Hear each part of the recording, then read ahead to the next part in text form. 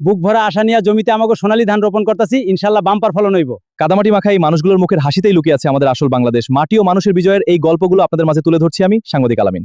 পাহাড়ের কোল ঘেঁষে সবুজ ধানের খেতে চলছে কৃষকদের ব্যস্ততা। প্রকৃতি এখানে বড় সুন্দর। হ্যাঁ, এই জমিতে আমরা সকাল থেকে কাজ করি। আপনাদের পরিশ্রমেই এত সবুজ শস্য। সত্যিই প্রকৃতির অপূর্ব সৌন্দর্য। এই সবুজ খেতে আপনারা কি ফসল ফলান? আমরা এখানে ধান আর সবজি চাষ করি। আপনারা সবাই মিলে কাজ করেন? হ্যাঁ, পুরুষ ও মহিলা কৃষকরা একসাথে কাজ করি।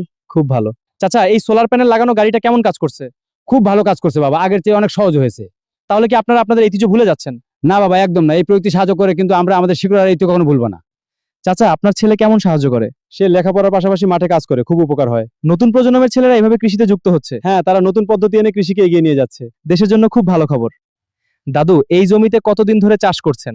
বাবা, এই জমিতে আমি জন্ম থেকে চাষ করছি। ফসল কেমন হয় এবার? ভালো হয়েছে আল্লাহর রহমতে। ধন্যবাদ দাদু।